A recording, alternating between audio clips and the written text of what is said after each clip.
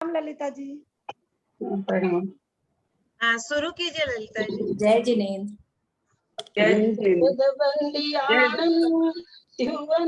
मधुर विशद काणम अंतातीत गुणानम नमो जिनानम जिद भवानम सरस्वती नमस्तुभ्यं वरदे कामरूपिणे विद्यारंभं करिष्यामि सिद्धिर्भवतु मे सदा।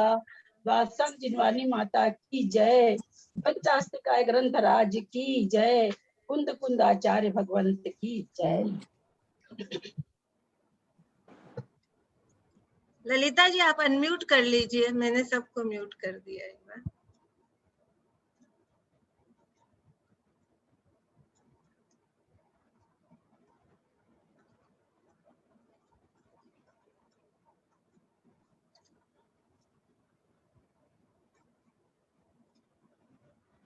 गाथा नंबर 15।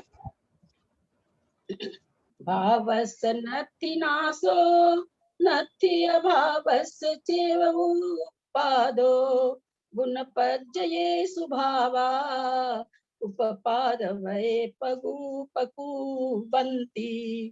भावस नत्ति नाशो नत्ति अभावस चैव उपादो गुण पज्जये सुभावा उपादवये पकुवन्ति। भावस नत्थि भावा। भावस भाव का षष्ठी का एक वचन। भावस भाव का अर्थात पदार्थ का अर्थात सत द्रव्य का अथवा सत पदार्थ का षष्ठी का एक वचन है। पदार्थ का नत्थि नहीं है, नाशो नाश नहीं है। सद पदार्थ का विद्यमान पदार्थ का नाश नहीं है। नत्थि अभावस चैव उपादो। नत्थि माने नहीं है, अभावस माने अविद्यमान या असद भाव रूप पदार्थ का अथवा असद पदार्थ का जो पदार्थ है नहीं तीनों लोक में, उस पदार्थ का नत्थि माने नहीं है, चैव माने भी, उपपादो उपाद नहीं है। क्या कहना चाह रहे हैं कि सत पदार्थ का तो नाश नहीं है और असत पदार्थ की उत्पत्ति नहीं है, ऐसा नहीं।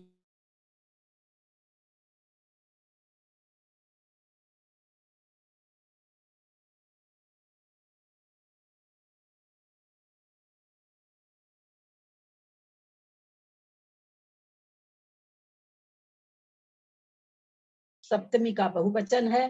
गुण पज्जयेषु। गुण पर्यायों में भावा बहुवचन है।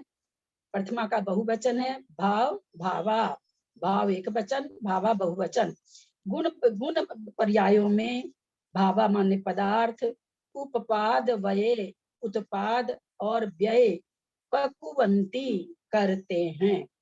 क्योंकि भावा है इसलिए जो क्रिया आई भर्व आया वो भी बहुवचन है। थर्ड पर्सन का अथवा तीसरा का अन्य पुरुष का बहुवचन है। भावा माने पदार्थ करते हैं, उपाद और व्यय करते हैं। इस कहाँ होता है? क्या द्रव्य में उत्पाद, द्रव्य का उत्पाद होता है अथवा द्रव्य का व्यय होता है? तो कहते नहीं, गुण पज्जयेषु। गुण और पर्यायों में उत्पाद होता है। फिर एक बार अर्थ को देख लेते हैं। भावस्य, भावस्य षष्ठी का एक वचन है। सत पदार्थ का अथवा द्रव्य का नत्थि नहीं है, नाशो नाश नहीं है, नत्थि नहीं है। अभावस्य अविद्यमान पदार्थ का असत रूप पदार्थ का चैव ही उपपादो उपपाद नहीं है। असत पदार्थ का उपपाद नहीं है या उत्पत्ति नहीं है। गुण पज्जयेषु। गुण पर्यायों में सप्तमी का बहुवचन। गुण पर्यायों में भावा पदार्थ बहुवचन है, एक प्रथमा का बहुवचन है।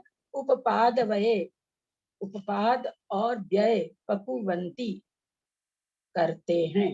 मतलब पदार्थ द्रव्यों का उत्पाद व्यय कहाँ होता है?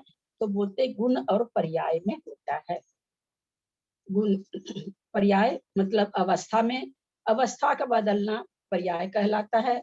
गुणों का बदलना गुण में गुण का क्या नाम है, सो गुण की पर्याय, गुण की भी पर्याय होती है और वस्तु की भी पर्याय होती है। वस्तु में जो गुण है उसकी भी पर्याय चेंज होती है।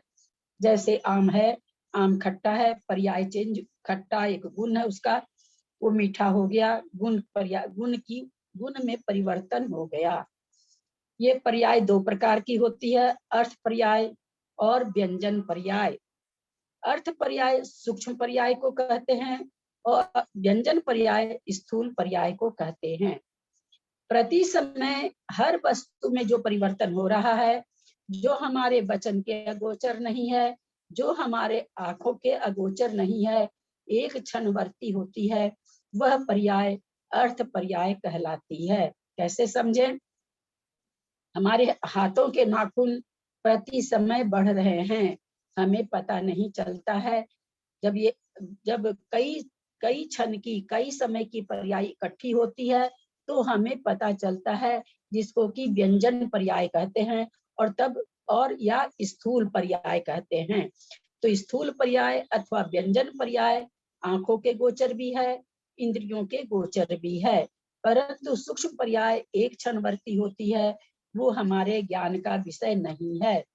हमने चावल चढ़ाया बनाने के लिए, क्या चावल 1 मिनट में, तो वो जब भी पूरा एक साथ तैयार हुआ, एक साथ नहीं तैयार हुआ, धीरे प्रति क्षण वो पका है, धीरे धीरे धीरे धीरे पक करके तब वो चावल रूप बना है। एक बच्चा जन्म लिया है, वो प्रति समय बढ़ रहा है, हमें पता नहीं चलता। उसमें जब थोड़ा अच्छा परिवर्तन आता है तो हमें पता चलता है ये इतना बढ़ा, या इसकी ये क्रिया बढ़ी, पहले ये क्रिया नहीं थी, अब ये क्रिया करने लगी। तो जो जो पर्याय या जो परिणमन अथवा जो परिवर्तन हमारे पकड़ में आता है, वो स्थूल परिवर्तन है, स्थूल पर्याय है। उसी पर्याय का नाम व्यंजन पर्याय है। अर्थ पर्याय हम लोगों के ज्ञान गोचर भी नहीं है, इंद्रियां गोचर भी नहीं है, आंखों गोचर भी नहीं है। प्रत्येक क्षणवर्ती जो परिवर्तन हो रहा है, हर चीज में परिवर्तन हो रहा है। हम कोई वस्तु खरीद के लाते हैं, यूज में नहीं भी लें तो भी उसमें प्रति क्षण परिवर्तन होता रहता है, ये हम अपने अनुभव से जानते हैं। परंतु प्रति क्षण का परिवर्तन हमारे पकड़ में नहीं आता है। दो पर्याय तो ये हो गई, अर्थ पर्याय और व्यंजन पर्याय, जिसको सूक्ष्म पर्याय कहा गया और स्थूल पर्याय कहा गया। समझ में आई होगी। और पर्याय के भेद बनते हैं, शुद्ध पर्याय, अशुद्ध पर्याय। शुद्ध द्रव्य की पर्याय शुद्ध पर्याय कहलाती है। जैसे धर्म, अधर्म, आकाश और काल, इनकी भी प्रति समय पर्याय बदल रही है। जो शुद्ध पर्याय कहलाती है, अपने स्वरूप में ही उनकी बदल रही है। अशुद्ध पर्याय पुद्गल और जीव में होती है, संसारी जीव में। सिद्ध जीव में जो पर्याय बदलती है वो भी शुद्ध पर्याय है। तो शुद्ध पर्याय और अशुद्ध पर्याय, 4 द्रव्यों में तो नियम से शुद्ध पर्याय ही होती है, परंतु संसारी जीव और पुद्गल में, पुद्गल परमाणु की पर्याय शुद्ध पर्याय है, और परमाणु जैसे ही दो परमाणु मिल जाते हैं तो उनकी पर्याय जो होती है उसको अशुद्ध पर्याय कहते हैं। उसी तरह से जीव और पुद्गल की मिली हुई पर्याय को, कारमान वर्गना की मिली हुई पर्याय को अशुद्ध पर्याय कहते हैं। तो पर्याय हम समझे, अर्थ पर्याय, व्यंजन पर्याय।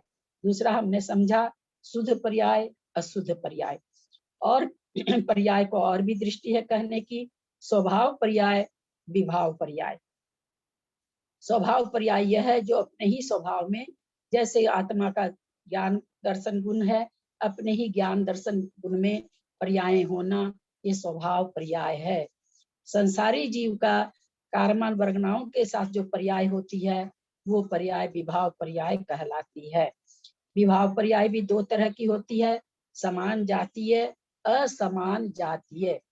समान जातीय पर्याय, जैसे हम हल्दी और चूना बनाते हैं, मिलाते हैं तो एक नई चीज बनती है, एक नई पर्याय हमारे सामने में आती है, दोनों चीज पुद्गल है। लेकिन कारमान वर्गना और जीव का जो संबंध है वो विभाव असमान जातीय विभाव पर्याय है। हम फिर समझेंगे, विभाव पर्याय है तो वो भी विभाव पर्याय, क्योंकि हल्दी से चूना मिला, दो चीज मिलके बनी है, तो है तो वो भी विभाव पर्याय, लेकिन समान जाति में है। और असमान जाति में जीव और कर्मों के मिलने से जो पर्याय बनती है, नर नारक देव, ये पर्याय सब क्या कहलाती है? असमान जातीय पर्याय। क्योंकि नरक आयु बांधी, जीव ने बांधी, जीव तो जीव है, आयु आयु कर्म है, ये असमान जातीय पर्याय कहलाती है। तो हम यहाँ पर पर्याय को समझे। कहते हैं भावस नथि नाशो, पदार्थ का नाश नहीं है, नथि नहीं है, अभावस चेव उत्पादो, और अभावस जो पदार्थ विद्यमान नहीं है, जिस पदार्थ का कोई अस्तित्व नहीं है, उसका उपपाद नहीं होता है। तो क्या फिर कहते गुण पज्जये सुभावा उपपाद वय पक्कुवंती। तो का भावा माने पदार्थ, बहुवचन है प्रथमा का, बोले पदार्थ उपपाद और व्यय करते हैं, कहाँ करते हैं? इसका मतलब तो नया पदार्थ बनना। बोले नहीं, अपनी अपने गुण और पर्यायों में पदार्थों का उत्पाद व्यय होता रहता है। पर्याय से हम लोग अवस्था समझे, और गुण से उस वस्तु में उसमें निहित गुणों से समझें। जो भी वस्तु है भूतल अथवा जीव, उसके गुणों से समझें। जैसे जीव की केवल ज्ञान आदि शुद्ध पर्याय है, और वो की जो चार ज्ञान है, मति ज्ञान, श्रुति ज्ञान, अवधि ज्ञान, मन प्रिय ज्ञान, ये चारों छायोपसमिक ज्ञान है, ये अशुद्ध पर्याय के ज्ञान गुण हैं। केवल ज्ञान शुद्ध पर्याय के ज्ञान, शुद्ध पर्याय का गुण है। समझ में आया होगा।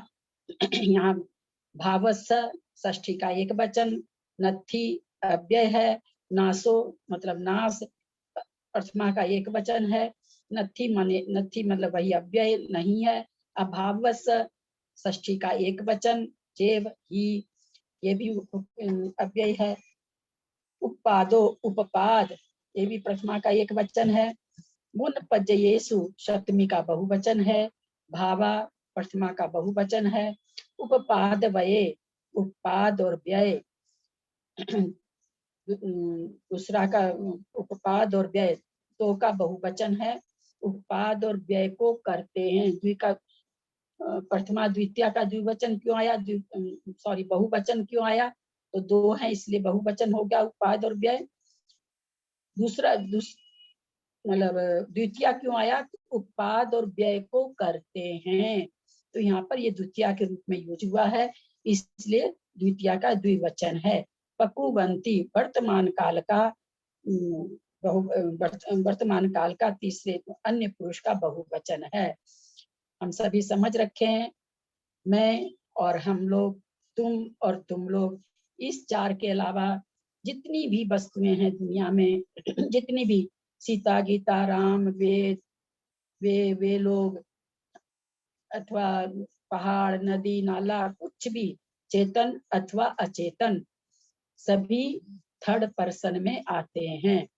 यहाँ पर सकर्मक क्रिया इसलिए है, क्या सकर्मक क्रिया इसलिए कहा जाता है कि ये करते हैं, तो क्या करते हैं, इसलिए ये सकर्मक क्रिया है। तो इस गाथा में क्या आचार्य हमें उपदेश दिए? सत पदार्थ का तो नाश नहीं है, और असत पदार्थ का उत्पाद नहीं है। और क्या होता? बोला पदार्थ गुण पर्यायों में ही उत्पाद वेद करते हैं। जैसे सोना है, तो सोना में कोई 2 ग्राम सोना था, वो 4 ग्राम नहीं हो गया, अथवा 2 ग्राम सोना था, वो 1 ग्राम नहीं हो गया, है ना। तो वो जो द्रव्य है, सोना रूपी जो उद्गल द्रव्य है, उसमें कोई उपपाद नहीं हो गया, लेकिन उसकी जो पर्याय है, उसमें कभी कुछ बना लिया, कभी कुछ बना लिया, तो उसकी द्रव्य आकार अवस्था ये चेंज होती है।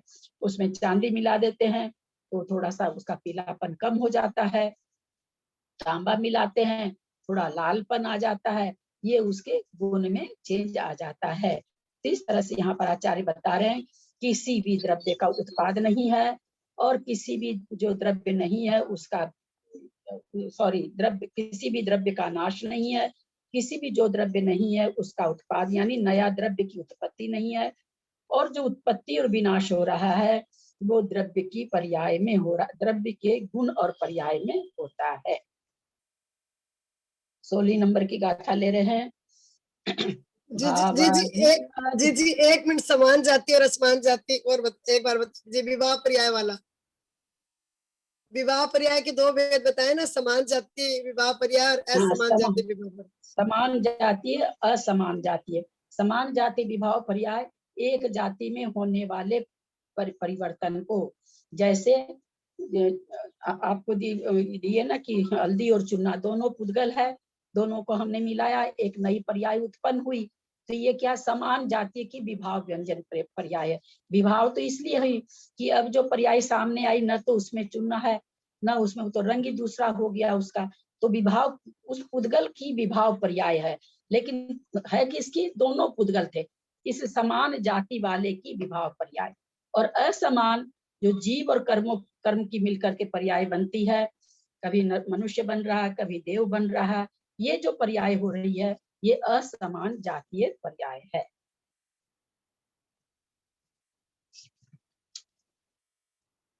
गाथा 15 नंबर गाथा हुई है, गाथा नंबर 16 शुरू हो रही है। भावा जीवा दिया जीव गुणा चेतना यौवो, सुर नर नार तिरिया जीवस्य पज्जया बहुगा। भावा जीवा दिया जीव गुणा चेतना यौवो, सुर नर नार तिरिया जीवस्य पज्जया बहुगा। भावा, भावा क्या हम लोग जान गए थे, प्रथमा का बहुवचन पदार्थों में, जीव आदि या जीव जीव आदि का छोटा ई कर देंगे तो आदि हो जाएगा, जीव प्लस आदि प्लस या, जीव आदि या, जीव माने जीव, आदि से यहाँ मतलब होगा प्रथम अथवा पर प्रमुख, या भूतकाल का कृदंत है ये, इसका मतलब होता है ज्ञात माने जाना हुआ। जीव गुणा जीव के गुण, चेतना चेतना, यह माने और, उवयोगो उपयोग। सुर नर नारे तिरिया, सुर देव देव, नर मनुष्य, नारे नार की, तिरिया त्रियंच। जीवस्स जीव की, षष्ठी का एक वचन, जीवस्स जीव की, यह माने और, पज्जया माने पर्याय, बहुगा माने अनेक। क्या कहते हैं कि भावा जीवा दिया, पदार्थों में जीव प्रमुख, प्रमुख माने आदि माने प्रमुख, क्योंकि जो भी ज्ञान का भंडार है, जो भी जितने भी रचनात्मक कार्य हैं, ये पुद्गल के लिए थोड़ी हुए हैं, ये सब जीव के लिए हुए हैं। जितनी भी बच्चाएं हैं, जितना भी ज्ञान बटोरा जा रहा है, जितना बांटा जा रहा है, जो भी कुछ हो रहा है, जितना जो भी चीज, चाहे सांसारिक भोग विलास हो या मोक्ष के साधन रूप हो, सभी किसके लिए है, सभी जीव के लिए है। तो भावा में कौन, पदार्थों में सबसे मुख्य कौन होगा, जीव होगा। तो यहाँ पर आचार्य कह रहे हैं पदार्थों में जीव प्रथम, या ज्ञात, जीव गुणा जीव के गुण, चेतना और उपयोग, देव मनुष्य देव मनुष्य नारक और त्रियंच, जीवस्य यह पज्जया बहुगा, जीव की पर्याय अनेक है। तो यहाँ क्या कहना चाह रहे हैं, ज्ञात पदार्थों में, ज्ञात पदार्थ से मतलब हम जितने पदार्थों को जानते हैं, कितने पदार्थों को जानते हैं, 6 द्रव्य को ज्ञात पदार्थ से मतलब यहाँ कि जितने पदार्थ हैं, जितने द्रव्य हैं, उन ज्ञात द्रव्यों में, जाने हुए द्रव्यों में, जो आचार्य भगवंतों के उपदेश से हमने जाना है कितने द्रव्य होते, उस ज्ञात द्रव्यों में, ज्ञात पदार्थों में जीव प्रमुख है, जीव प्रथम है, और उस जीव के चेतना और उपयोग है, और जीव की देव मनुष्य नारकी और त्रियंच अनेक पर्याय हैं। तो इन्होंने यहाँ इसमें क्या कहना चाह रहे हैं कि सभी पदार्थों में जीव प्रमुख है अथवा जीव प्रथम है, उसका गुण क्या है, उसका लक्षण क्या है, तो बोलते जीव गुणा जीव के गुण हैं, चेतना और उपयोग, और जो सुर नरक नारकी देव आदि जो है ये जीव की पर्याय है। जैसे पिछली गाथा में हमने समझा था, अवस्था का नाम पर्याय है। किसी भी वस्तु का अवस्था का नाम पर्याय है। आपने सोने का ढेला 10 ग्राम का लिया, उससे हार बनाया, हार को तोड़ के मुकुट बनाया, उसकी अवस्था चेंज हो गई। मुकुट हार से हार की पर्याय में था, मुकुट बना लिया, मुकुट की पर्याय में आ गया। कोई जीव है, मनुष्य गति में है, उसकी पर्याय मनुष्य है। मर करके देव बन गया, उसकी पर्याय, उसकी अवस्था चेंज हुई। जीव नहीं चेंज हुआ, जीव वही है, उसकी अवस्था मात्र चेंज हुई। जो ये अवस्था चेंज होती है, आचार्य कहते ये पर्याय है। अवस्थाओं का चेंज होना पर्याय है। और जो जीव का चेतना और उपयोग है वो क्या है, तो बोलते हैं जीव के गुण हैं। चैतन्य आता है ना, चैतन्य अभ्याध्यायी क्या आता है ना, उपयोग के लिए आता है। तो यहाँ पर क्या, चेतना व उपयोग 2 प्रकार का होता है। जो चेतना का अनुविधायी है, जो चेतना के साथ बना रहता है, उसको उपयोग कहते हैं। 2 प्रकार का होता है, दर्शनोपयोग, ज्ञानोपयोग। सभी को मालूम होगा, दर्शनोपयोग 8 प्रकार का, दर्शनोपयोग 4 प्रकार का, ज्ञानोपयोग 8 प्रकार का। दर्शनोपयोग चक्षु दर्शन, अचक्षु दर्शन, अवधि दर्शन, केवल दर्शन। आंख से ज्ञान होने के पहले आंख के द्वारा किसी वस्तु को देखना चक्षु दर्शन है। ज्ञान होने के पहले किसी भी वस्तु का सामान्य अवलोकन जो होता है किसी भी इंद्रियों के द्वारा, वो दर्शन कहलाता है। हमें किसी भी वस्तु का ज्ञान होता है, उसके पहले दर्शन होता ही होता है। परंतु बहुत ही दर्शन चूंकि बहुत सूक्ष्म क्या नाम है उपयोग है, हमारे पकड़ में नहीं आता है। हम किसी वस्तु को देखते हैं, हम तुरंत वस्तु का हमें ज्ञान हो जाता है। हमारी ये पकड़ में नहीं आता है कि हमारा पहले चक्षु दर्शन हुआ था। लेकिन किसी भी वस्तु को देखने के पहले चक्षु दर्शन होता है, उसके बाद उस वस्तु का और जानना ज्ञान कहलाता है। तो ये दर्शन उपयोग 4 प्रकार का होता है। कोई ठंडी हवा आके हाथ को छुई, उसके बाद हमें महसूस होता है कि हवा में ठंडक है, लेकिन पहले वो छुई है फिर हमें प्रतीत हुआ है। इसको कहा जाता अचक्षु दर्शन। आंख के अलावा नाक से, कान से, जिह्वा से अथवा स्पर्शन इंद्र के द्वारा जो ज्ञान ये दर्शन होता है या प्रथम अवलोकन होता है, प्रथम आभास जो होता है, वो अचक्षु दर्शन होता है। अवधि ज्ञान के पहले जो दर्शन होता है उसको अवधि दर्शन। केवल ज्ञान, केवल दर्शन एक साथ होता है, एक समय में ही दोनों होता है, क्योंकि केवली को होता है। ये 4 दर्शनोपयोग होते हैं। 8 ज्ञानोपयोग, 5 ज्ञान और 3 अज्ञान। मति ज्ञान, श्रुति ज्ञान, अवधि ज्ञान, मन पर्य ज्ञान, केवल ज्ञान। 5 ज्ञान है। इन्हीं के मिथ्यात्व में होने वाले इन्हीं ज्ञान का नाम कुज्ञान है अथवा उल्टा ज्ञान है। कुमति ज्ञान, कुश्रुत ज्ञान और विभंगा अवधि ज्ञान अथवा कुअवधि ज्ञान। तो ये जो उपयोग है, चाहे कुअवधि रूप से हो, चाहे सुअवधि रूप से हो, चाहे अज्ञान रूप से हो, ये उपयोग किसका है? चेतन आत्मा का ही उपयोग है। ऐसा नहीं है कि जो अज्ञान रूप से हम परिवर्तन करते हैं, किसी चीज का उल्टा श्रद्धान करते हैं तो वो शरीर करता है, ऐसा नहीं है। वो ज्ञान भी ये आत्मा ही करती है जो मिथ्यात्व से ग्रसित रहती है। तब तो आचार्य यहाँ क्या कह रहे हैं? भावा माने पदार्थ में जीव आदिया, जीव ही प्रमुख है।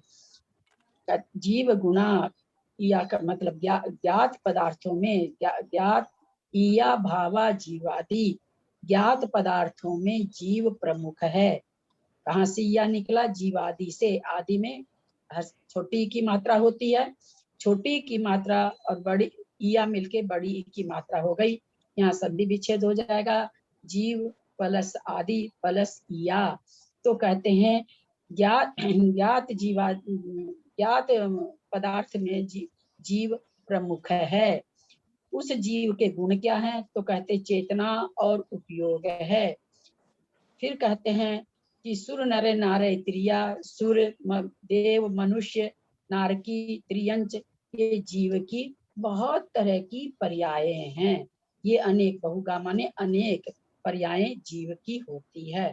तो क्या कहना चाह रहे हैं फिर कि ज्ञात पदार्थों में जीव प्रथम है, प्रमुख है, क्यों जो भी चीज है इस जीव के नाते ही है।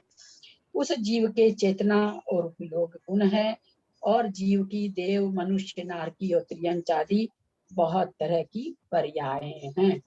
पर्याय बहुत तरह की क्यों कहे? 4 कह देना चाहिए था। कैसे 4 कह दे? त्रियंच कितनी तरह के होते हैं? 1 इंद्री, 2 इंद्री, 3 इंद्री, 4 इंद्री, पंचेंद्री। फिर वो 1 इंद्री कितनी तरह के होते हैं? 2 इंद्री में कितनी तरह के त्रियंच पाए जाते हैं? 3 इंद्री में कितनी तरह के पाए जाते हैं? तो उतनी पर्याय हो गई। इसलिए यहाँ पर यह शंका नहीं होनी चाहिए कि आचार्य को तो ये लिखना चाहिए था कि 4 पर्यायें होती हैं। देव भी बहुत तरह के होते हैं, मनुष्य भी बहुत तरह के होते हैं, त्रियंच भी बहुत तरह के होते हैं, नारकी भी 7 नारकी के 7 नरक के हिसाब से नारकी भी अनेक प्रकार के होते हैं। तो यहाँ पर आचार्य कह रहे हैं कि उस जीव की अनेक पर्यायें हैं। ललिता जी, यहाँ पे चेतना का मतलब भी तो ज्ञान दर्शन है, और उयोग का भी मतलब ज्ञान दर्शन ही होता है ना। चेतना, चेतना व उयोग, चेतना और उपयोग दो है ना। तो उपयोग का तो आपने समझाया, चेतना से क्या लेंगे हम लोग? चेतना का बोलिया है ना, मतलब जो उपयोग लक्षण है वो चेतना का लक्षण। उपयोग कहाँ पाया जाता है? जहाँ चेतना है। जैसे अपने पास उद्गल इतने सारे हैं, उनमें कहाँ उपयोग है? तो कहा गया चेतन चेतन अनुविधायी उपयोग। उपयोग उपयोग मतलब उपयोग चेतन अभिधायी। उपयोग क्या है? चेतन का अनुसरण करने वाला है, उसके अलावा और कहीं नहीं पाया जाता है। तो ये चेतना का ये पहचान है। जहाँ भी चेतना, 1-2 इंद्रिय भी जीव कहीं पर नीचे गिरा रहेगा तो आप देखेंगे वो थोड़ा सा हिल रहा है, तो ये हिलने वाला उपयोग उसमें कहाँ से आया? चेतना के कारण आया। यहाँ पर कह रहे हैं उस चेतना का लक्षण क्या है? उपयोग है। तो उसी चीज को करें, वो उपयोग चेतना का लक्षण है। और चेतना किसका लक्षण है? आत्मा का। तो इस तरह से चेतना और उपयोग दोनों लक्षण आत्मा में पाए जाते हैं। चेतना आत्मा ही नहीं हुई क्या? ललिता जी, चेतना ज्ञान को नहीं बोलेंगे क्या? चेतना आत्मा ही हो गई। हाँ, चेतना आत्मा ही हो गई। कहते ही है चेतन और आत्मा तो पर्यायवाची में आता ही है। चेतना, आत्मा, जीव, ये सब तो एक ही कहलाता है। चेतना मीन्स ज्ञान नहीं लेंगे क्या? ज्ञान देखिए, किसी भी चीज को कहने के कई नजरिए होते हैं। क्योंकि चेतना क्या है? ज्ञान रूप ही है, तो आप उसको ज्ञान कह सकते हैं। पर वैसे चेतना एक अलग चीज है। चेतना है तो ज्ञान है। यद्यपि दूसरी वस्तु में ज्ञान, जैसे और जितने भी पदार्थ हैं जीव के अलावा, वहाँ ज्ञान भी नहीं है। ज्ञान नहीं तो चेतना भी नहीं है। तो इसमें कहीं तो बात नहीं कि जहाँ चेतना है वहीं ज्ञान है। लेकिन फिर भी हम चेतना एक अलग चीज है। चेतना उपयोगवाचक है। उपयोग, जिसमें उपयोग होता है वो चेतना। बिना चेतना के उपयोग नहीं पाया जाता है। तो उस ज्ञान भी नहीं पाया जाता बिना चेतना के। इसलिए चेतना है, ज्ञान है, आत्मा है, कथनचित भिन्न भी है संज्ञा और लक्षण से, कथनचित अभिन्न भी है। क्योंकि आत्मा के अपने हैं, अपने गुण है, ये स्वनिहित गुण है। इससे आत्मा अलग नहीं की जा सकती। जैसे हम लोगों ने समझा था तादात्म्य में संबंध है ज्ञान और दर्शन से आत्मा का। तो जिस गुण को हम अलग नहीं कर सकते हैं, ये तो उसकी पहचान ही हो गई ना। अथवा उसको उस रूप भी कह सकते हैं। लेकिन तब है कि संज्ञा से, लक्षण से। भाई ज्ञान किसको कहते हैं? जिससे हम वस्तु को जानते हैं। चेतना किसे कहते हैं? जिसके द्वारा उपयोग किया जाता है। लेकिन वास्तव में देखा जाए तो सब चीज एक है। लेकिन संज्ञा अलग होने से, लक्षण अलग होने से, शब्द अलग होने से, प्रयोजन अलग होने से ये अलग अलग हो जाते हैं। आत्मा के जितने भी अपने स्वपर गुण है, स्वजीवी गुण है, वे सारे आत्मा के ही पर्यायवाची हैं। चेतना मीन्स जीवत्व नहीं हुआ क्या? हाँ, जीवत्व भी है चेतना में। सब बिल्कुल। जीवत्वपना किसमें है? चेतना उसी में तो है। जीवत्वपना कहाँ पाया जाएगा? जहाँ चेतना होगी। जहाँ चेतना कहाँ पाई जाएगी? जहाँ जीवत्व होगा।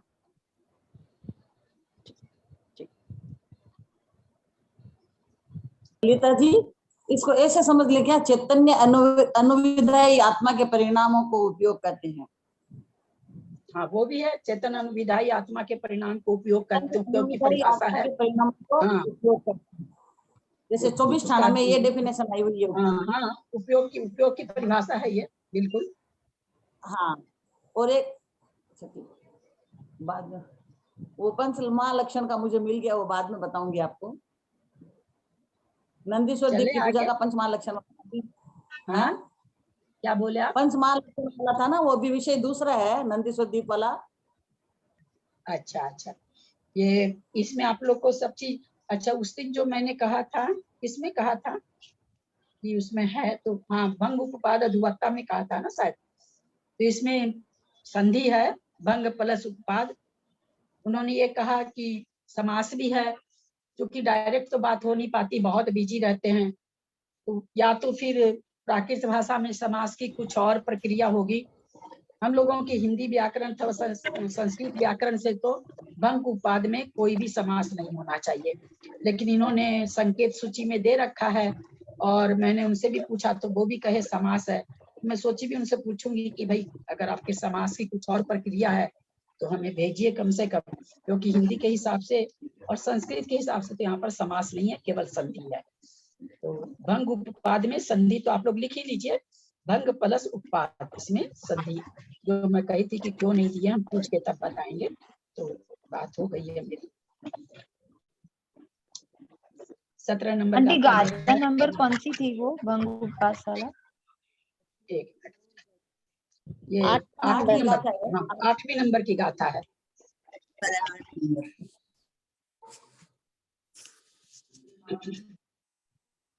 एक गाथा और ले रहे हैं।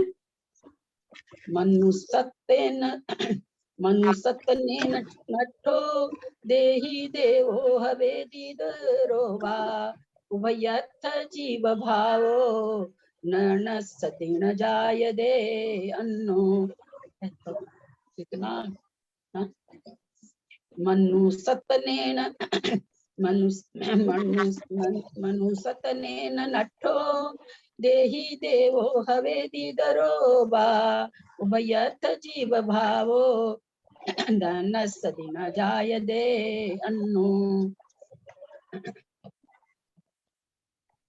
मनुसत्तेन, मनुष्यता से भाववाचक संज्ञा है। वैसे तो तृतीया का एक वचन है। तनेना, आप लोग जब रूप बनाए होंगे तो थोड़ा थोड़ा याद हो रहा होगा। मनुष्यत्तेन, मनुष्यता से, तृतीया का एक वचन। नट्ठो, नष्ट हुआ, भूतकाल का कृदंत, पहला का भूतकाल कृदंत एक वचन का एक अनियमित प्रयोग है। अनियमित आप लोग को बताए थे हम कि जिसका कभी कभी प्रयोग होता है उसको अनियमित कहते हैं। देही, देही मतलब जीव, देह में रहने वाला, देव के आश्रय से रहने वाला, देही जीव। देवो, देव। कृपया जिनका खुला है बंद करने की कोशिश करेंगे। देवो, देव। हवेरी, होता है। इधरो, इधरो, इतरो, हिंदी में लिखा जाता इतरो, इतर हम लोग कहते हैं ना, इतर, इतर चीज, तो इतर, इतर चीज को यहाँ पर इधरो लिखा गया है, माने अन्य। वा अव्यय है, अथवा। उभयथ, दोनों अवस्थाओं में। जीव भावो, जीव पदार्थ, भाव का हम लोग समझ रखे, पीछे से आ रहा भाव शब्द, पदार्थ के जगह आ रहा है। न नशदी, न नष्ट होता है, न जायदे, न उत्पन्न होता है, अन्नो, अन्य अथवा नया। क्या कह रहे हैं? मनुष्यत्वेन नट्ठो देहि, मनुष्यता से नष्ट हुआ जीव देव होता है, यानी मनुष्य पर्याय नष्ट हुई, देव होता है, अथवा नारकी त्रियंच होता है।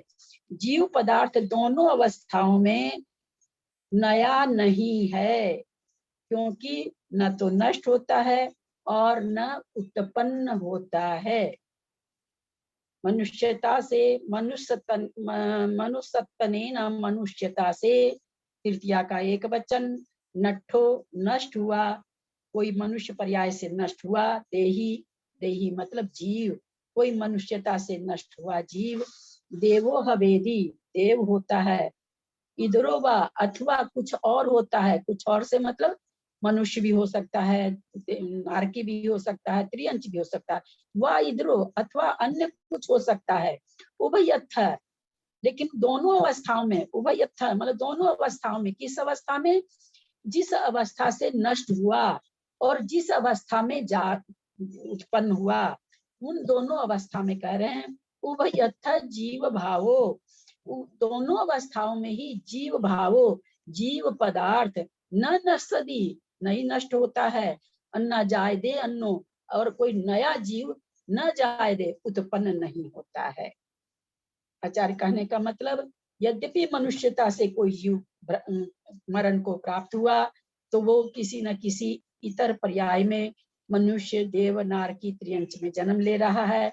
तो जिसमें भी जन्म ले रहा उस पर्याय में, और जिससे मरण को प्राप्त हो रहा उससे, दोनों में ही जो जीव पदार्थ है, जो जीव द्रव्य है, वो नाश को नहीं प्राप्त होता है, और कोई नया जीव न जाए दे, कोई नया जीव कोई नया नहीं होता है। क्या नाश हो रही है? मनुष्यता नाश हो रही है, मनुष्य पर्याय नाश हो रही है। जीव कह रहे हैं, जीव अभी भी वही है जो मनुष्य में था, और इतर पर्याय में आ गया तब भी जीव वही है, वो नहीं बदला है, न उसका नाश हुआ है और न उसकी कोई अन्य उत्पत्ति हुई है। किसका नाश हुआ है? मनुष्यता का। उत्पत्ति किसकी हुई है? तो देव की, नारकी की, मनुष्य की, त्रियंच की, जिसमें भी वो गया उसकी उत्पत्ति हुई है। तो आचार्य इसका अर्थ हम ये समझाना चाह रहे हैं, मनुष्यता से नष्ट हुआ जीव देव होता है, अथवा अन्य मनुष्य, त्रियंच, नारकी होता है। जीव पदार्थ दोनों अवस्थाओं में रहता है। अन्य नया न उत्पन्न होता है और न पुराना नष्ट होता है। जीव पदार्थ वही बना रहता है। जीव पदार्थ में कोई परिवर्तन नहीं होता है, उसकी अवस्था में परिवर्तन हुआ है। ये आचार्य हमें 17 नंबर की गाथा में समझाए हैं। आगे लें गाथा। हाँ आगे जी, ले लीजिए ना। ले लीजिए।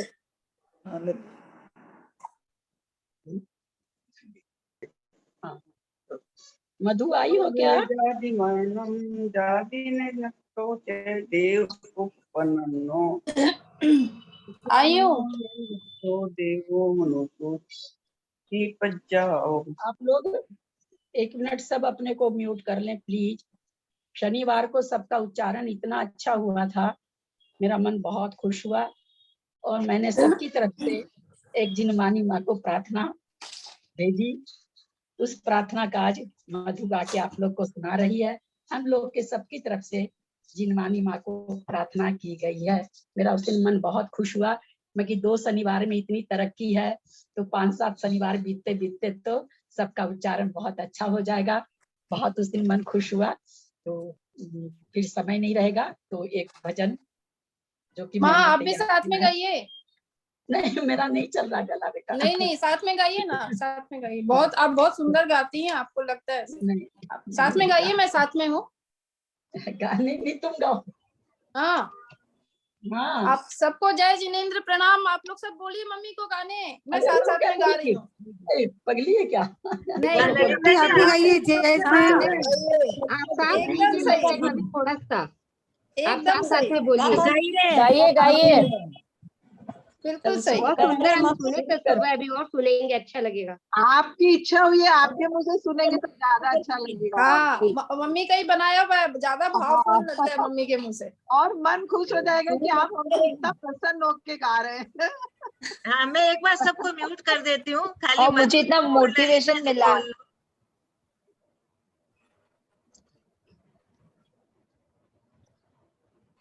ललिता जी और मधु तुम लोग खोल लो। प्रणाम सबको। गाओ तुम। जैसे पिलाई औषध शुद्ध ज्ञानियों को जी, श्रुत श्रुत ज्ञानियों को जी वैसी ही औसत हमें भी जिनवानी जी, जैसी पिलाई औसत श्रुत ज्ञानियों को जी। श्रुत एक मिनट में ज्ञानियों डिस्टर्ब कर रही हूँ आपको। क्या है कि ना जूम में दो जनों की आवाज है ना, एक की पहले आ रही है, एक की बाद में। हाँ, बाद में या तो वो शुरू करिए। उसमें अलग अलग पहले आती है। एक पैराग्राफ सुनीता जी आप गाइए, फिर दूसरा मधु गा नहीं दीजिए। नहीं मधु मधु मधु मधु गाओ। गाओ मधु तुम।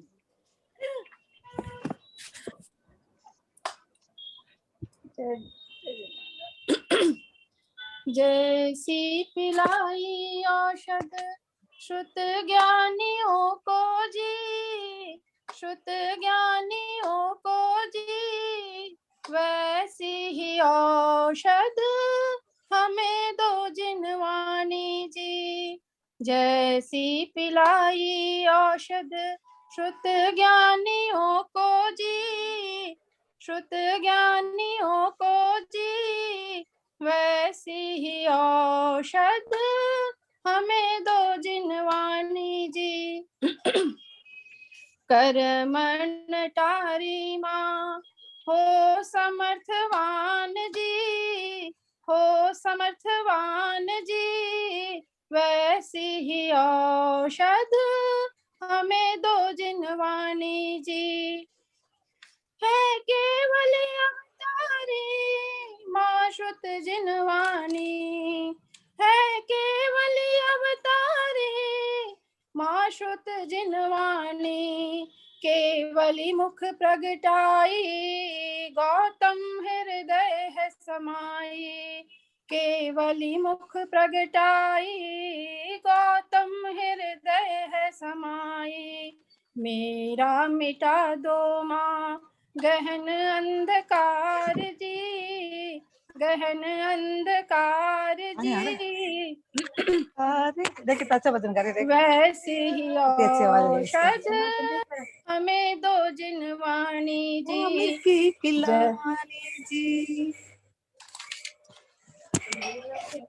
हमें तड़पाता है माँ हमारा भव का बंधन, हमें तड़पाता है माँ हमारा भव का बंधन, तोड़ न पाए माँ नहीं ऐसा सहनन, तोड़ न पाए माँ नहीं ऐसा सहनन, हमको बचा लो माँ हृदय में समा कर जी, हृदय में समा कर जी, वैसी ही औषध हमें दो जिनवानी जी। जैसी पिलाई औषध श्रुत ज्ञानियों को जी, श्रुत ज्ञानियों को जी, वैसी ही औषध हमें दो जिनवानी जी। जिस हेतु से माता कहते तुझे जगतारण, जिस हेतु से माता कहते तुझे जगतारण, कर्मों के बंध कटे जो करे तेरा उच्चारण, कर्मों के बंध कटे जो करे तेरा उच्चारण, जीवा पर बसी रहो यही एक भाव जी, यही एक भाव जी, वैसी ही औषध हमें दो जिनवानी जी। जैसी पिलाई औषध श्रुत ज्ञानियों को जी, श्रुत ज्ञानियों को जी, वैसी ही औषध हमें दो जिनवानी जी, वैसी ही औषध हमें दो जिनवानी जी। जय जिनवानी माता की जय। बहुत अच्छा, बहुत बहुत अच्छा, सुंदर। तालियां बजाते हैं। बहुत सुंदर, बहुत सुंदर, बहुत सुंदर बहुत सुंदर, बहुत सुंदर, बहुत सुंदर। बहुत ही सुंदर। आवाज भी बहुत जी की रचना बहुत सुंदर और बहुत मधु अच्छा, की आवाज मधु बहुत बहुत सुंदर। आवाज बहुत मीठी। बहुत माँ मीठी आवाज। माँ का भजन गजब, इतना गजब सुंदर है सुंदर। ना, माँ का भजन इतना ज्यादा सुंदर है, भजन भी बहुत बहुत सुंदर भजन है, बहुत बहुत सुंदर। बहुत सुंदर, बहुत अच्छा मधु, वेरी नाइस। बहुत अच्छा। माँ की रचना और बेटी की आवाज दोनों ने मिलकर एकदम बहुत सुंदर बना दिया। नहीं, आप सबका स्नेह इतना ज्यादा है, मेरी तो आवाज तो बहुत गड़बड़ है, लेकिन आप लोग बहुत प्रेम से सुनते हैं। ज्यादा मीठी आवाज है ना मधु। बहुत अच्छी आवाज है। बहुत अच्छा है। हम तो 2 बार सुन लिया आज, सुबह समय साथी में सुना, अभी इसमें सुना, पूजा दिखाई दे रहे हैं। मधु रोज एक जिनवाणी स्तुति गा दिया करो, तुम गा रहती हो, डेली गा दिया करो, ठीक है ना? वही रिपीट कर दिया करो तो ललिता जी रोज लिखती भी रहेंगी फिर। Very good. भाभी जब उमंग चढ़ती है ना तो अपने आप हो जाता है, उसके सबका अच्छा अच्छा सुने, बहुत अच्छा लगा सबका उच्चारण। नहीं, मेरे को अच्छा, बहुत खुशी हुई कि अच्छा। एक शनिवार में लोगों का इतनी तरक्की हो गई है, तो मतलब सीख लेंगे लोग। हाँ, मेरी बाकी रह गई, मैं अभी नेक्स्ट शनिवार को करूंगी अभी। नंबर नहीं आया था। रह गई, मैं भी नेक्स्ट करूंगी। हर हफ्ते एक नई जिनवानी स्तुति लिखी है ललिता जी। अब ललिता जी सारा काम ललिता जी करेंगे, अपन नहीं कर सकते क्या? इतना अच्छा लिखते क्यों है पहले? अरे इनका लिखना अलग ही है। ललिता जी का जिनवानी स्तुति इसमें डालिएगा ना व्हाट्सएप इसमें लिंक में। हाँ, बहुत ही सुंदर स्तुति बहुत थी। सुंदर है। इतना बढ़िया राग भी इजी है ना, राग भी इजी है, इसलिए सब पकड़ में आ जाएगा। वर्डिंग बहुत अच्छे थे, वर्डिंग बहुत अच्छे थे। वर्डिंग बहुत उच्चारण हम लोग माँ के दरबार में पहुंचा दिए कि हम लोग उच्चारण भावपूर्ण थी ललिता जी, पूरी भावों से भरी हुई थी। लिखने वाला कौन है? भाव उतार दिया आपने अपने। अगर आप व्हाट्सएप में डालेंगे तो हम लोग भी कोशिश करेंगे बोलने। एकदम हमको मधु कल बताई, बोले मम्मी ये तो मेरे तो दिमाग में आता नहीं, गाना वाना कभी सुनते, बोले मम्मी ये दूसरा राग पर है, 100 साल पहले मुझे तुमसे प्यार था। चलो सब तो राग बहुत हल्की है, इसी का ध्यान गया मेरे तो जो धुन दिमाग में आती है तो हम लोग बना लेते हैं उसी पर।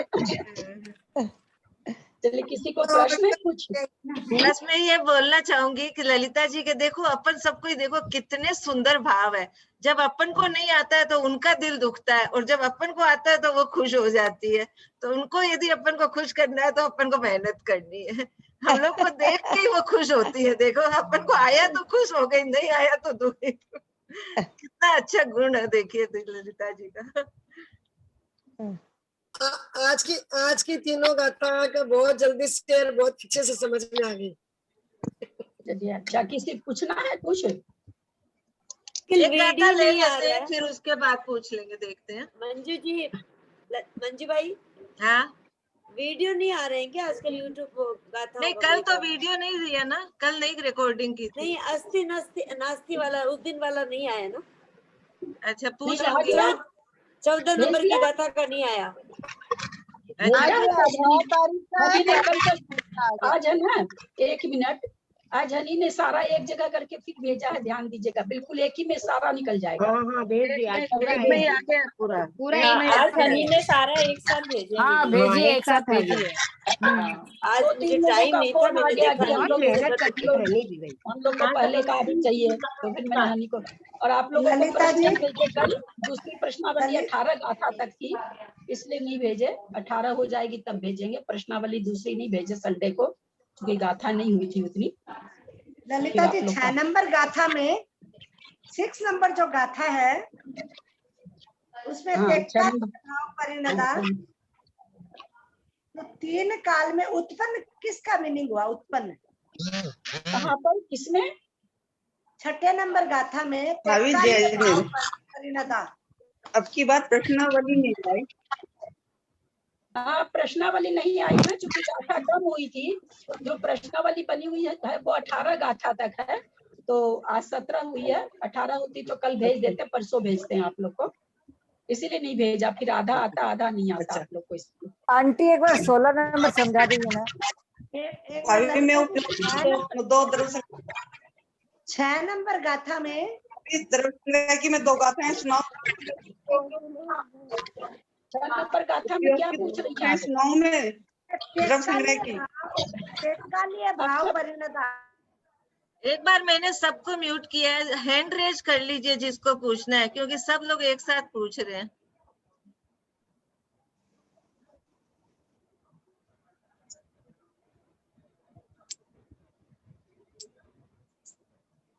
आज सबसे पहले वो सरिता जैन, सरिता जैन। मैं पूछ रही थी ललिता जी, तत्कालीय भाव परिणता जो 6 नंबर गाथा में है, उसमें 3 काल में उत्पन्न किसका मीनिंग हुआ? उत्पन्न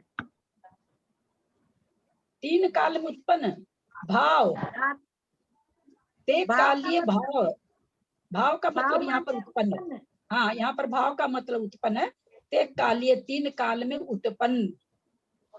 ठीक है। उत्पन्न पर्याय, भाव का मतलब उत्पन्न पर्याय, उत्पन्न पर्यायों के द्वारा। अब जेटी भाई साहब पूछना चाह रहे हैं, जेटी भाई साहब।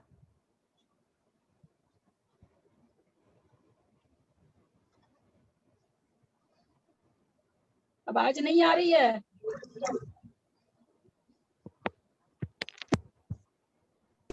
थोड़ा सा प्रश्न है मेरा। मति, कुमति ज्ञान, कुश्रुत ज्ञान और विभंगावधि ज्ञान, ये तीनों मतलब प्रथम गुणस्थानवर्ती जो जीव है, हम संगी पंचेंद्रिय जो भी है, तो प्रथम गुणस्थान वाले के ये 3 विभंग, 3 कुज्ञानी रहेंगे क्या? हमें मतलब पहले तो ये समझती कि भाई कुज्ञान जो है वो नारकियों पे रहते हैं। नहीं नहीं नहीं नहीं, अगर मनुष्य पर्याय में भी ये नहीं, हम लोग का भी अगर स्थान गुण स्थान मान लीजिए पहला है, किसी का भी है कैसे, तो हम लोग को अभी कुज्ञान है। हम लोग का जो कुमति कुश्रुत ज्ञान आगम के परिप्रेक्ष्य में तो कुज्ञान कहलाएगा। वो ठीक है, हम लोग अच्छा ज्ञान ले रहे हैं सब कुछ, इसलिए नहीं हो सकता हम लोग को, हम लोग कोई भी मिथ्या दृष्टि का ज्ञान कुज्ञान रहता है, और अगर उसको अवधि ज्ञान भी होता है तो विभंगा अवधि होता है, क्योंकि अवधि ज्ञान तो और लोगों को भी पाया मिथ्या जाता है। दृष्टि को अवधि ज्ञान भी हो सकता है ना? हाँ हाँ, विभंगा अवधि होता है ना। मिथ्या दृष्टि को अवधि ज्ञान भी हो सकता है। हाँ, बिल्कुल होता है। अभी सुअवधि ज्ञान रहता है, संश्लेष को प्राप्त हो जाता है, वही सुअवधि ज्ञान कुअवधि में बदल जाता है। कुअवधि ज्ञान होता है, मिथ्या दृष्टि को अवधि ज्ञान तो किसी को भी हो सकता है, कुअवधि ज्ञान मिथ्या दृष्टियों को हो सकता है। कुअवधि ज्ञान वाले फिर 12वें स्वर्ग तक जा सकते। हाँ, कुअवधि ज्ञान वाले भी 9 ग्रह तक जा सकते हैं। हाँ, मिथ्या दृष्टि है किसी मुनि महाराज को अगर कुअवधि ज्ञान हुआ है तो जा सकते हैं, बिल्कुल जा सकते हैं, मिथ्यात्व के साथ 9 ग्रह तक जाते हैं। लेकिन इसमें यह है अंतर, कुअवधि ज्ञान है ना, मनुष्यों को, त्रियंचों को अंतर्मुख से ज्यादा नहीं रहता, और रह गया कि वो क्या नाम है, सो अगली पर्याय में जाएगा कि नहीं जाएगा, क्योंकि कुअवधि ज्ञान है ना, नहीं जाता अगली पर्याय में, सुअवधि ज्ञान जाता अगली पर्याय में, ये नियम है। अपर्याप्त अवस्था में विभंगा अवधि नियम से नहीं होता, नियम से सुअवधि ज्ञान हो सकता है। मंजू जयपुर। हाँ, ललिता जी 16वीं गाथा में जो जीवा दिया है ना, तो जीव प्लस आदि प्लस ई बड़ा होगा क्या? आपने क्या बताया? मैं तो अपने हिसाब से बताई थी, इसमें मैंने ध्यान नहीं दिया। ठीक तो है इसमें, हाँ, आदि को उन्होंने ब्रैकेट में आदि लिख दिया ना, जीव प्लस आदि प्लस ई, ठीक तो है। तो आपने ई में भी शायद ई बड़ा बताया था, ई होता है नहीं, ईया हम बोले छोटी ई और छोटा उधर आदि का ई मिलके बड़ी ई हो गया, ऐसे बोले थे, आदिया हो गया, ये कहते थे। अच्छा, ठीक। अलका गांधी। इसमें भावा का मतलब हो गया पदार्थों में। हाँ, पदार्थों में। आंटी जय जिनेन्द्र प्रणाम। करता है ये अर्थ। आंटी जय जिनेन्द्र प्रणाम, अलका बोल रही हूँ। हाँ ये हाँ बोलो बेटा।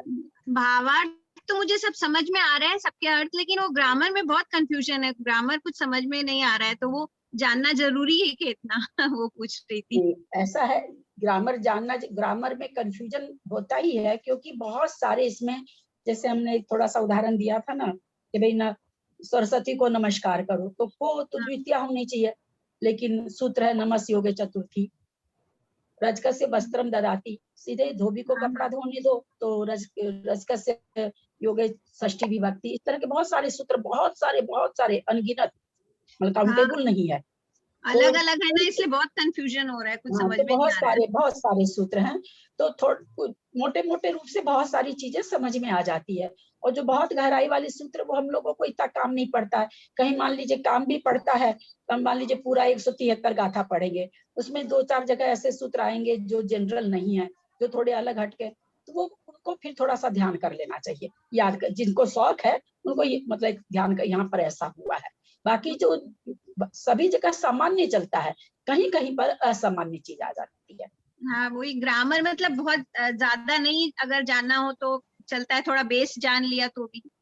हाँ, बेस जानने, जैसे तृतीया है, षष्ठी है, प्रथमा है, द्वितीया, यही पढ़ते पढ़ते आप लोगों को, अभी तो मात्र 2 सप्ताह हुआ है क्लास को, पढ़ते होता चला जाता है। बाकी मीनिंग और वो उसका उच्चारण और सब तो आ रहा है समझ में, लेकिन वही ग्रामर में समझ में नहीं आ रहा। धीरे धीरे आ जाएगा समझ में, है ना। जब रोज रोज बोलेंगे, रोज रोज करेंगे ना, तो जितना हमको चाहिए अपने, मान लो इसके बाद कोई दूसरा ग्रंथ आपको पढ़ना हो प्राकृत का, तो उतना आ जाएगा। ठीक है, thank you aunty. Sangeeta Jain.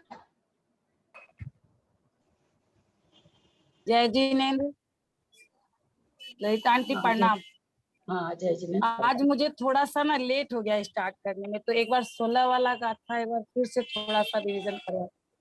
16 number की गाथा 17वें में आ गई थी क्या? हाँ नहीं, 16 में भी आ गए थे, वो पर्याय 3 प्रकार का स्थूल अर्थ और सूक्ष्म वाला थोड़ा थोड़ा समझ में आया। अच्छा। उसके पहले अगर कुछ बोले हो तो वो छूट गया है। आज तो 15 से शुरू हुई थी, 15 से शुरू हुई थी गाथा। 15 तो पूरा ही छूट गया था। मेरा भी ललिता जी मोबाइल में गड़बड़ हो गई थी, मैंने तो सरिता जी को फोन किया था। ऐसा है ना कि आप, क्योंकि समय नहीं बचा, वो फट से काट भी देती है, आप थोड़ा सा ऑडियो सुन लीजिएगा, फिर अगर कुछ समझ में नहीं आता है ना, तो आपको फिर बता देंगे कल, आप कल पूछ लीजिए, है ना।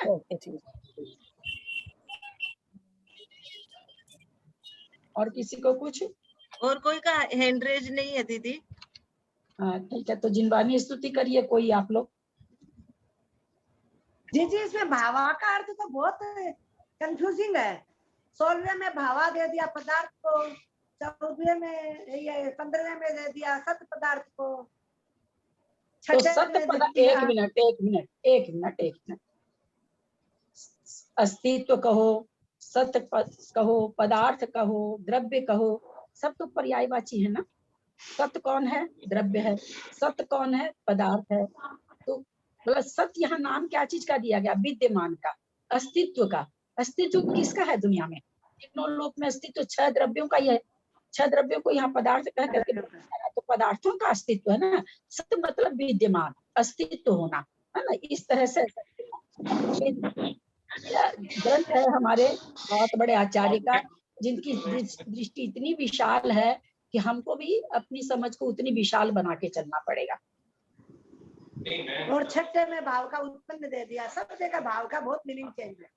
आंटी चले 15 नंबर समझा दीजिएगा ना थोड़ा सा कल। कौन सा? 15 नंबर का। 15 नंबर तो थोड़ा सा है नहीं, 15 नंबर ही तो बढ़िया से समझाए थे।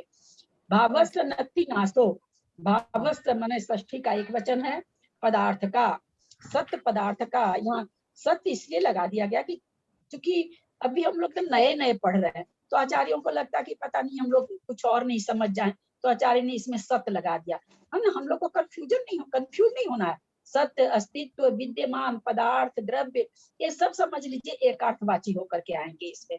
तो आचार्य कह रहे हैं सत्य पदार्थ का, नत्थी माने नहीं है, नाशो माने नाश, नत्थी माने फिर नहीं है, अभावस्य अविद्यमान या असत पदार्थ का, अथवा असत्ता वाला पदार्थ का, जिस पदार्थ की सत्ता नहीं है, उसका उत्पाद नहीं है।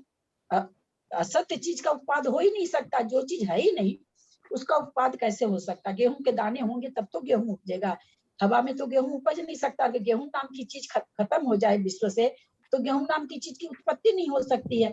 तो वहां पर ये आचार्य यही समझा रहे हैं कि भाई सत पदार्थ का तो कभी नाश नहीं हो सकता, वो हमेशा पाया जाएगा, हमेशा विद्यमान रहेगा, हमेशा विद्यमान रहेगा। और जो असत पदार्थ है वो अविद्यमान है और अविद्यमान ही रहेगा, उसकी उत्पत्ति नहीं हो सकती है। फिर कह रहे हैं गुण पज्जये स्वभावा उपाद वय पकुवंती। तो यहाँ पर ये चीज क्यों देना पड़ा आचार्य को कि गुण पर्यायों में भावा माने पदार्थ, उपपाद और व्यय, व्यय माने व्यय, पकुवंती माने करते हैं। ये चीज क्यों दिया आचार्य कि भाई होता ना द्रव्य, सत्य का नाम द्रव्य है, उत्पाद व्यय द्रव्य उत्तम सत, बहुत सारी परिभाषा है।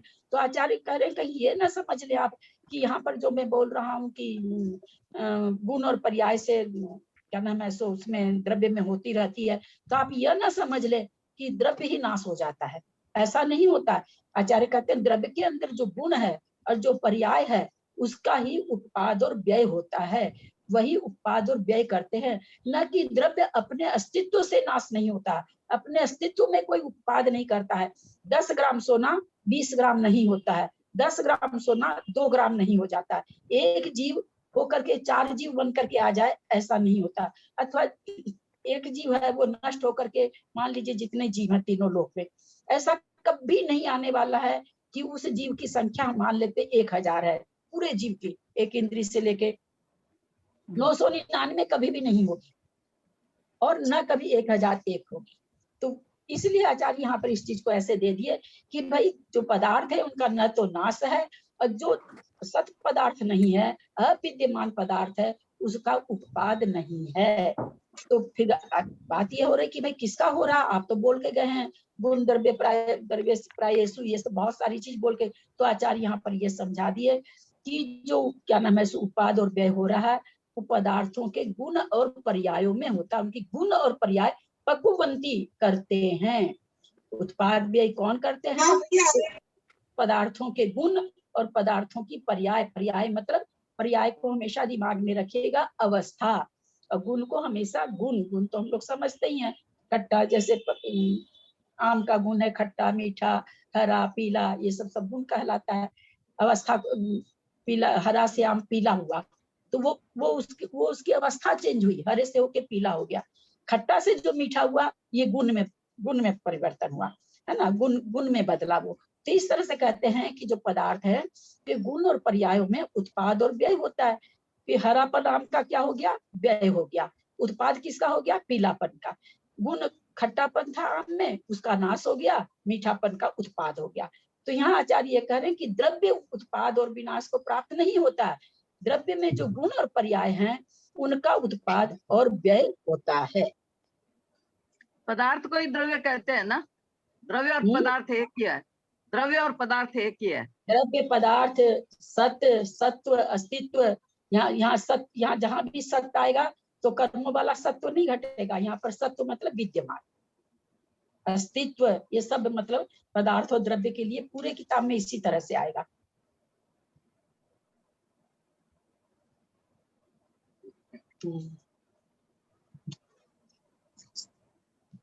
मात्रा पदवाक्यहीनं मया प्रमादाति किंचनोक्तं तन्मे क्षमित्वा विदधातु देवी सरस्वती केवल बोधलब्धिं बोधि समाधि परिणाम सुधि स्वात्मोपलब्धि शिव सौख्य सिद्धि चिंतामणिं चिंतित वस्तुदाने त्वं वन्द्यमानस्य ममास्तु देवी।